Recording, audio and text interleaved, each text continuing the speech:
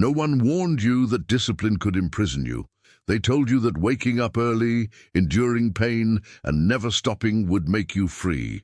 But there is a quiet point where discipline stops serving you and starts owning you. Discipline has always been presented to men as a promise of freedom. The idea is simple. Whoever controls himself is not controlled by the world. From an early age, many learn that waking up early, enduring pain, following rules, and silencing emotions are virtues that build character. Discipline appears as a safe path toward respect, stability, and meaning. What is rarely discussed, however, is the other side of that promise. Over time, some men discover that what was meant to free them begins to tighten like invisible bars. The routine that once organized life turns into rigid obligation. The effort that once brought pride becomes a constant demand.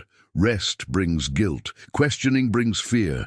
Discipline stops being a choice and becomes an identity. That is where a silent prison is born. There are no walls, no guards, no chains. There is only the constant feeling that stopping means failing. Many men keep functioning, delivering results, supporting others and fulfilling duties, yet they feel that something essential was left behind. They cannot name that loss. They simply carry it. The problem is not discipline itself. Without it, chaos takes over. The problem begins when discipline stops serving life and starts commanding it. When a man no longer asks why he does what he does. When strength becomes obligation rather than conscious choice. When endurance is mistaken for moral value. Throughout history, different male figures have embodied this dilemma. Strong, determined, admired men who upheld great structures but paid a high internal price. Some used discipline to survive, others used it to keep everything standing. In both cases, the line between tool and prison became thin. This text begins exactly at that point. It does not question the importance of discipline, nor does it glorify indiscipline. What it examines is the invisible cost of discipline taken to the extreme. Without reflection, without pause, and without reconnection to the original meaning that once made it necessary. Over the next few minutes, we will look at two figures who serve as complementary mirrors. On one side, a modern man who turned discipline into personal salvation. On the other, an ancient king who made discipline a moral duty.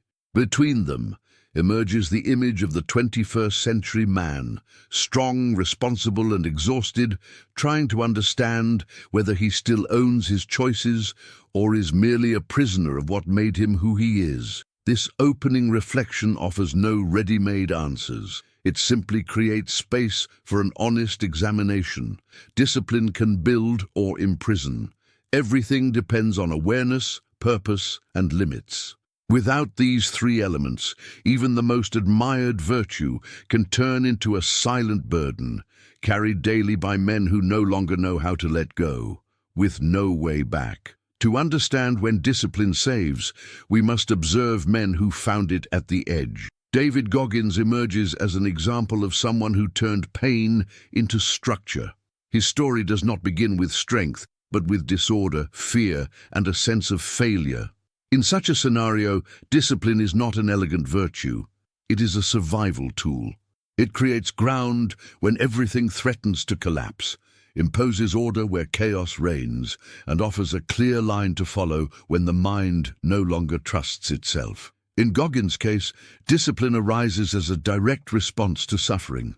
The body becomes a training ground because the mind needs constant proof. Each rigid routine works like a silent contract. Complete today so you do not fall tomorrow. In this context, discipline is not a prison. It is shelter.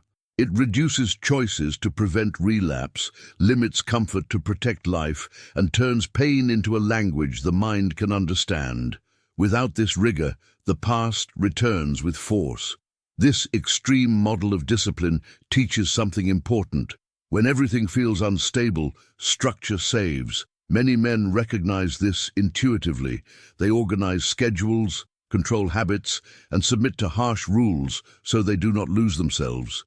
Discipline creates a temporary identity when the old one has been destroyed. It tells the man who he is, at least for now. At this stage, questioning rules would be dangerous because there is no solid ground yet. The problem arises when this state of emergency lasts too long. The discipline that once saved begins to define everything. The man learns to exist only within effort. Suffering becomes a sign of value. Stopping creates guilt. Rest feels like betrayal. The body holds up, but life narrows. Discipline keeps working, but it starts demanding total obedience. The shelter quietly turns into a cell. It is essential to understand that this is not a personal failure. It is a predictable psychological mechanism. When discipline is born from trauma, it carries fear along with strength. As long as danger feels close, no one wants to loosen the rule. But when the threat fades, many men fail to notice that the pace can be adjusted. They remain stuck in survival mode, even while living a different reality. Goggins' trajectory clearly illustrates this phase. His discipline was the right response to initial chaos. It created order, focus, and purpose. The risk appears when other men try to copy only the external form of that rigor without understanding its origin. Imported discipline without context can become a mask. It keeps a man functional but disconnected from meaning. At this point, discipline appears as a necessary ally. It saves, sustains, and reorganizes. Yet its power demands constant vigilance. What begins as protection can, without conscious adjustment, turn into a prison. Goggins's story is not an invitation to blind imitation, but a warning about the power of discipline when used without reflection. Soon, we will see that this same force can be observed through a different logic. Before moving forward, it is worth reinforcing a simple distinction. Discipline is not an automatic virtue. It is a means, not an end. I repeat, discipline is a means, not an end. In extreme situations, it keeps a man alive. In stable contexts, it must be reassessed. Without that reassessment, discipline keeps demanding sacrifices that no longer protect, only wear down. The man remains strong, but progressively empty. Understanding this point prevents hasty judgments and prepares the ground for an essential contrast, where discipline does not arise from survival, but from duty. It is within this contrast that the next reflection emerges.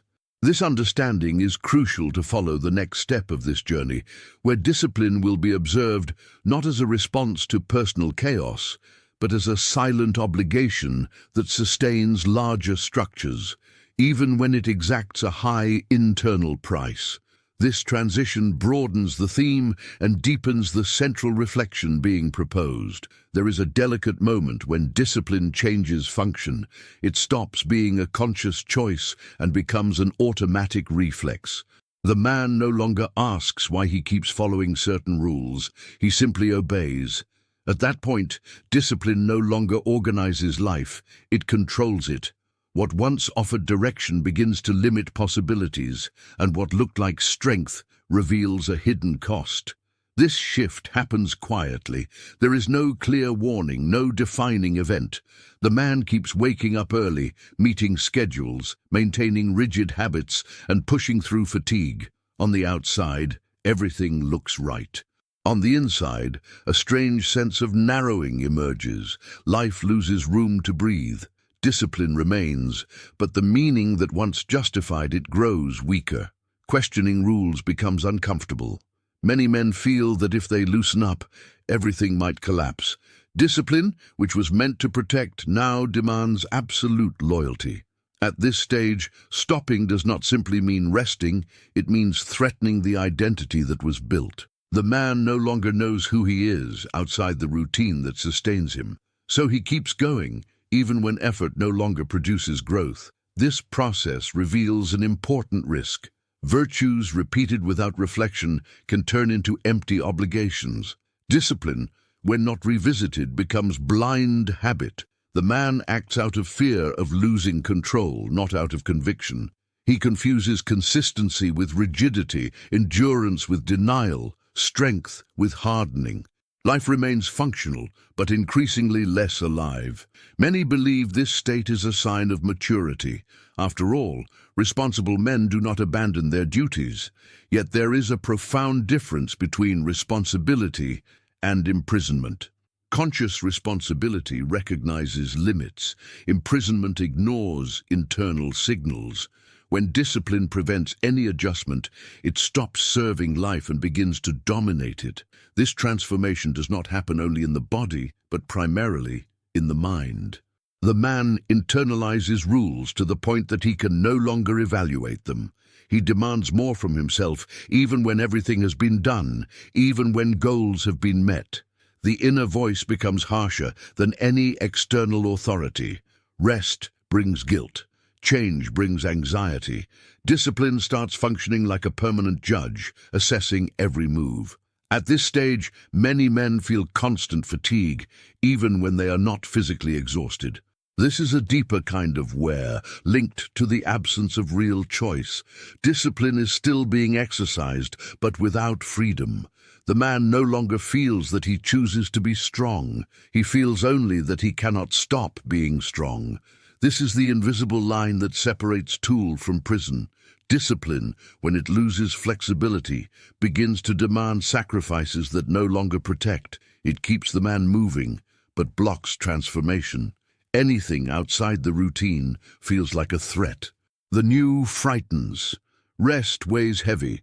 Pause sounds like failure. Recognizing this point is difficult because many men associate questioning with weakness. Yet true strength requires clarity. Discipline without awareness is just repetition. It sustains structures but can drain the individual who sustains them.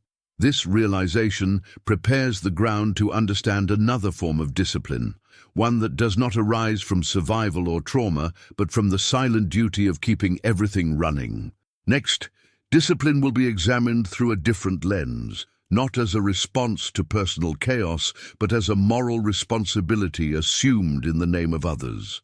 This transition widens the perspective and deepens the understanding of the invisible cost carried by men who bear more than they show. There's a form of discipline that is not born from fear of falling, but from the obligation to sustain. It does not arise from personal chaos, but from responsibility assumed toward others.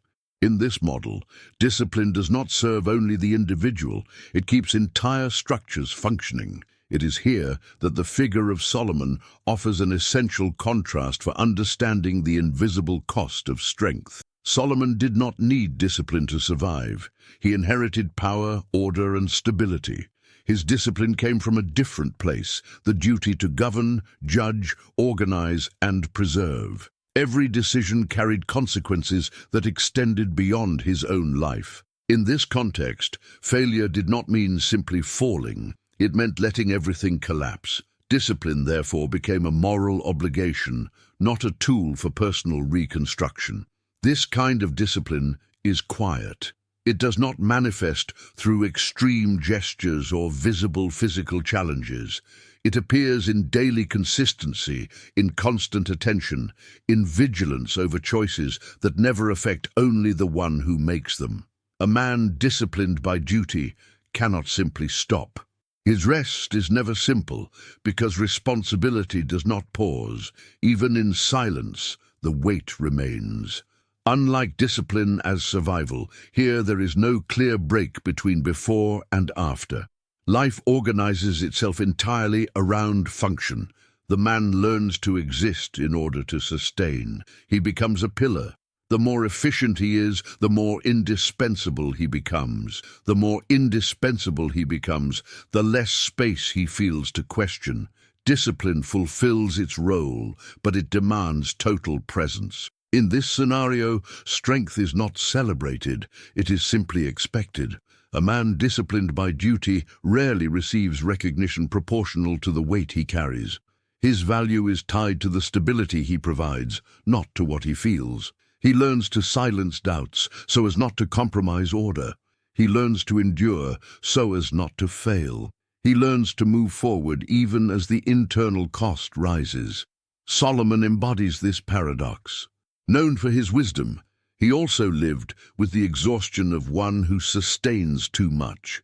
The discipline that kept the kingdom united demanded constant attention, difficult decisions, and silent sacrifices. Moral duty allowed no long pauses or impulsive choices. Every step had to be calculated. Personal freedom gave way to collective responsibility. This form of discipline shapes men who appear complete on the outside but carry inner fragmentation. They know how to act, decide, and maintain, but they rarely know how to stop. Identity blends with function. The man can no longer distinguish who he is from what he sustains. His value is tied to keeping the structure going. When everything depends on him, he does not allow himself to fail. The risk in this model is not duty itself, but the absence of return. When moral discipline leaves no room for reflection, it hardens. The man remains responsible, but loses lightness. He remains wise, but distant from himself. Discipline keeps everything standing, but slowly consumes the individual. This cost is rarely visible. Men like this do not collapse easily. They keep going even when exhausted. They function even when empty. The world sees stability. Few notice the wear. This is the invisible prison of duty.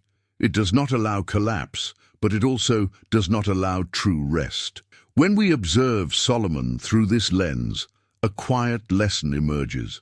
Discipline driven by duty is necessary to sustain what is greater than the individual.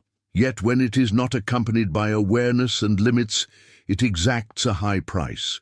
The man keeps everything running, but begins to lose himself within his own role. This understanding deepens the dilemma presented so far. On one side, discipline that saves a man from personal chaos. On the other, discipline that sustains larger structures. In both cases, the strength is real, so is the risk. Between survival and duty, a common point appears. When discipline stops being a means and becomes an absolute identity, it imprisons. In the next part, this prison will be examined more closely, not as an external failure, but as an internal construction made of guilt, control, and silence. It is there that many strong men remain, unaware that the discipline keeping them upright is also preventing them from breathing. The hardest prison to recognize is the one without walls. It forms slowly inside a man, built from correct choices, noble intentions, and constant repetition. It does not arise from grave mistakes, but from an excess of unquestioned successes. When discipline becomes an absolute rule, it creates an inner space where the man no longer distinguishes obligation from desire, duty from identity, strength from rigidity. This prison does not restrict movement. On the contrary, it keeps the man perpetually active. He works, solves problems, provides, decides. The issue is that all this activity occurs within invisible limits. There are paths he no longer considers, pauses he does not allow himself, questions he avoids because they threaten the structure that keeps everything running. Discipline continues to operate, but now as constant internal control. At this stage, guilt takes center stage, not guilt for real mistakes, but a diffuse guilt triggered by any sign of slowing down. Rest feels uncomfortable. Saying no feels irresponsible. Changing routines creates anxiety. The man feels he must earn any relief, as if existence were a contract demanding constant performance. Discipline stops guiding and starts policing. Control intensifies as well. The man begins to monitor himself with increasing severity. Small deviations take on exaggerated weight. The inner voice grows harsh, demanding absolute coherence. There is no room for simple human flaws. Everything must be justified, productive, or useful. Discipline, which once organized, now narrows. It dictates what is acceptable to feel, think, and desire. This dynamic creates silence. Men in this prison rarely talk about what they feel, not because they cannot, but because they are accustomed not to. They learned that expressing doubts can compromise the image of strength. They learned that showing fatigue creates expectations for change they do not feel authorized to fulfill. So they keep everything inside. They keep functioning while drifting away from themselves. The invisible prison is not imposed from the outside. It is built with the man's own cooperation. Each time he ignores an inner signal to fulfill a duty, he reinforces the bars. Each time he silences a need to preserve order, he strengthens the cage. Everything is done in the name of responsibility, but the cost accumulates. Over time, a hard-to-explain feeling emerges. The man senses that he is living in the correct mode, but not in the true one. He does what must be done, but no longer recognizes what he wants. Discipline keeps his image stable, yet blocks deep contact with desires, limits, and vulnerabilities. Life remains organized, but impoverished. This prison is invisible because it looks like virtue. From the outside, the man is admired, reliable, consistent, strong. Few notice that he no longer allows himself to choose. Discipline, internalized as absolute law, replaces reflection. The man no longer asks whether something makes sense. He asks only whether he must continue. This state does not appear overnight. It is the result of years of repetition without review. Discipline works so well that no one questions its side effects. The man himself avoids looking too closely, fearing that any doubt might shake the balance that holds everything together, and so the prison remains stable. Recognizing this condition requires quiet courage, not to abandon responsibilities, but to examine the internal limits imposed without reflection. The invisible prison is not broken by rebellion, but by awareness. The first step is realizing that discipline without conscious choice ceases to be a virtue and becomes a cage. This understanding prepares the ground for the next movement.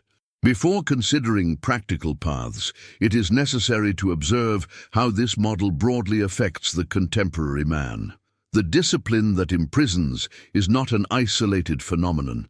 It reflects the social, cultural, and emotional expectations of the current century. That is what will be explored next. The man of the 21st century lives surrounded by silent expectations. He is expected to be strong, productive, reliable, and emotionally controlled. He must provide, solve, decide, and move forward, even when he does not fully understand the weight he carries. Discipline has become the primary tool for meeting these demands.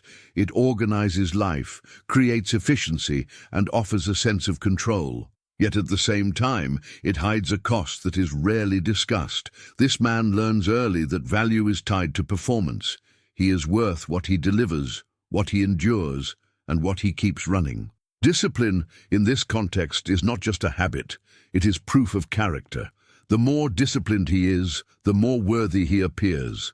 As a result, many men structure their entire lives around rigid rules, clear goals, and constant control. This produces results, but leaves little room for inner listening.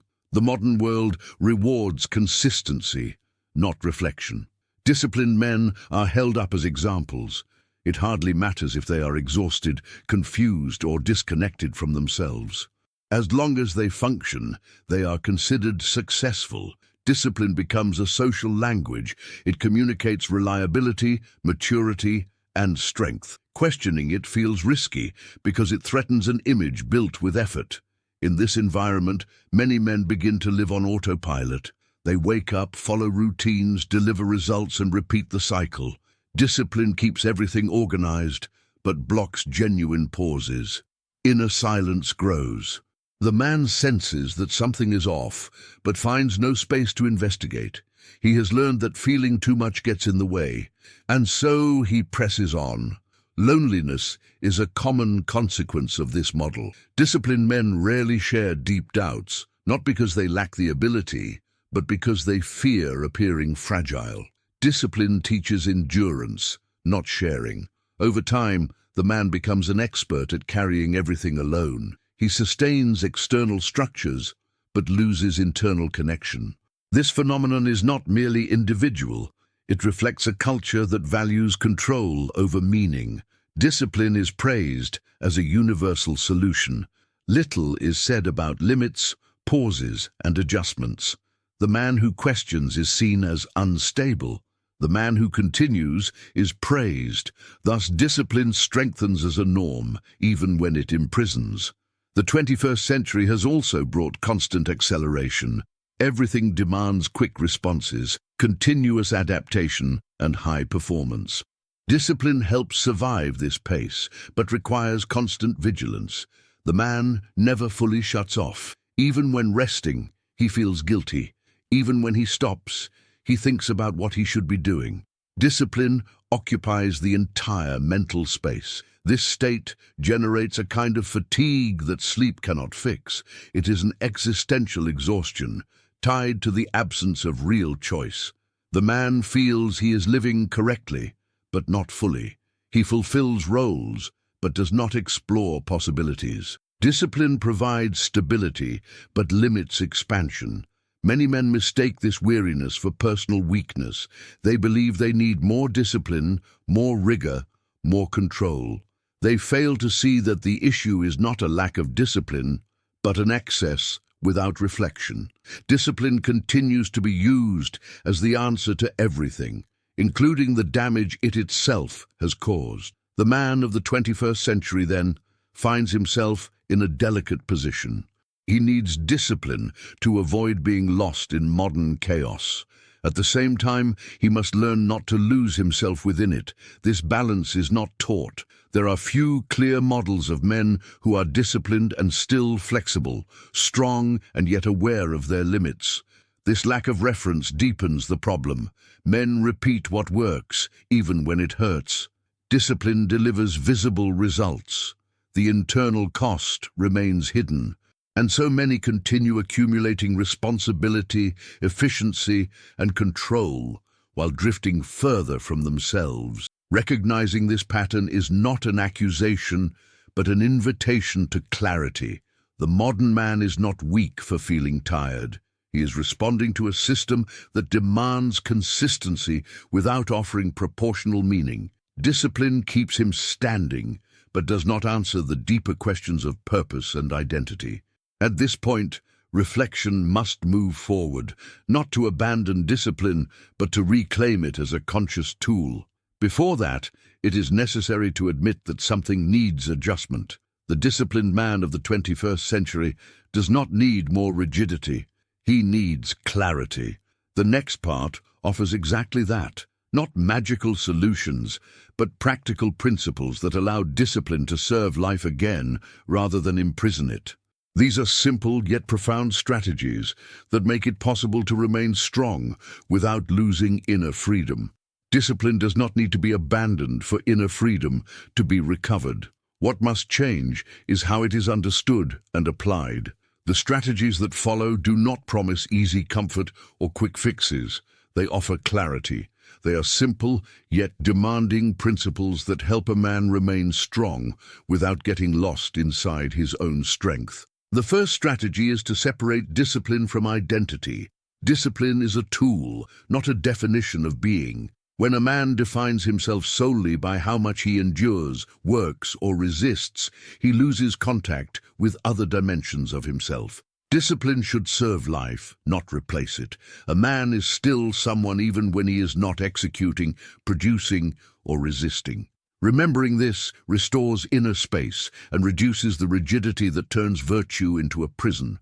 The second strategy is to build a discipline that serves life rather than punishes it. Healthy discipline organizes, protects, and directs. Unhealthy discipline punishes, restricts, and exhausts. When every disciplined practice must involve pain to be considered valid, something has gone wrong. Effort has value when it points to meaning. When it becomes automatic suffering, it loses its purpose. A man must assess whether his routines preserve vitality or merely test his limits. The third strategy is to regularly question one's own rules. Rules created during moments of crisis do not have to govern forever. A strong man revises internal agreements without guilt. He asks whether what worked in the past still makes sense in the present. Questioning is not abandoning responsibility. It is updating awareness. Discipline that cannot be reviewed stops being a choice and becomes an internal imposition. The fourth strategy is to allow rest without guilt. The clearest sign that discipline has become a prison is the inability to rest in peace. When a man feels wrong for pausing, something essential has been lost. Rest is not a betrayal of duty. It is a condition for healthy continuity. Discipline that demands constant vigilance weakens the very man it claims to strengthen. Resting without guilt is an act of maturity, not weakness. The fifth strategy is to remember why discipline was necessary in the first place. Every discipline is born to solve a specific problem, to save from chaos, sustain responsibility, or create structure. Over time, the original problem may change. When a man forgets the initial reason, he begins to obey out of habit. Recovering the why restores meaning. Discipline becomes a means again, not an end. These 5 strategies do not eliminate effort, but they restore choice. The man remains responsible, but not captive. Disciplined, but conscious. Strong, but whole. Discipline stops being a cage and returns to being an instrument. Throughout this text, 2 figures have served as mirrors. One showed discipline as personal salvation, the other as moral duty. Between them stands the contemporary man, trying to sustain everything without losing himself. The risk lies not in discipline itself, but in the absence of reflection on its limits. True wisdom does not reject discipline, it governs it. It recognizes that strength without awareness hardens. Responsibility without pause exhausts. Consistency without meaning imprisons. The man who learns to observe his own discipline regains inner freedom without abandoning what he has built. Discipline can make men strong. Wisdom keeps men free. When the two walk together, life stops being merely correct and becomes true.